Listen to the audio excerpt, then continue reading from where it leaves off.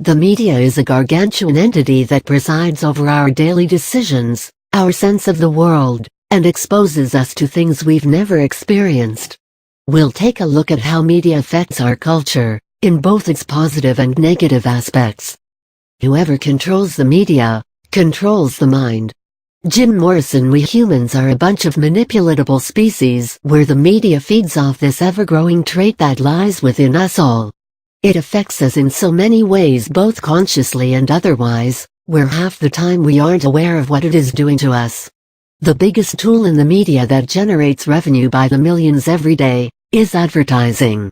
It is a creature like no other in the media world that reaps in the big bucks.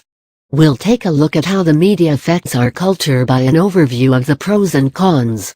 How does media affect cultures? The media affects people in varied ways, some of which are good while others aren't as pretty.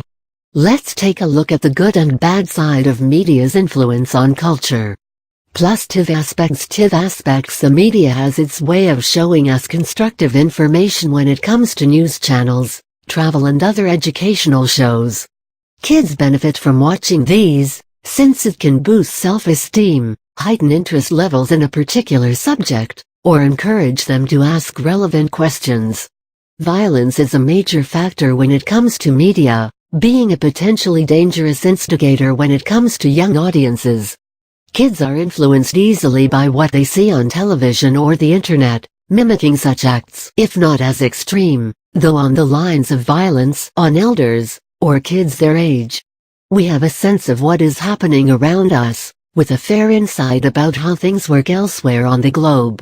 We can view the world through the television, even if we are rooted in one spot the whole time.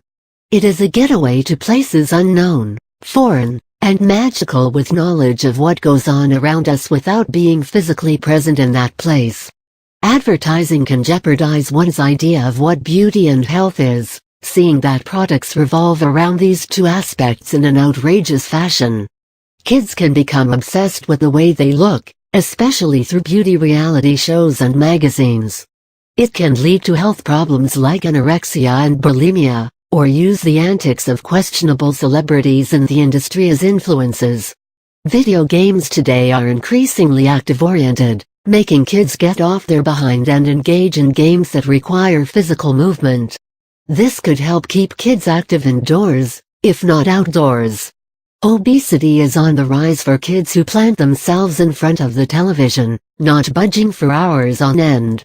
We're talking about kids who do not have the latest PS/Xbox/Wii offering. This can fuel a child's inability to stay active, thus leading him/her to exponentially gain weight over time. The media in all its forms can introduce us to creative outlets that can help us better ourselves in different ways, be it in our personal or work lives. It can change our perspectives and push us to do more than what we limit ourselves to. It can also help us engage with other people around the world, and be more open and understanding towards other cultures. The media can influence one to do things that aren't moral, like getting into substance abuse. Movies portray habits that are unhealthy as cool or mature, forcing kids to be at par with cliques who use media as a tool to manipulate vulnerable kids of the sort. The media can be used for or against us, depending on how we use it individually. Monitoring time spent on electronic media is important, where even things like magazines need to be considered when it comes to teenagers especially. With these points in mind, how media influences culture should give you an idea on just how powerful a tool it is in our present day and age.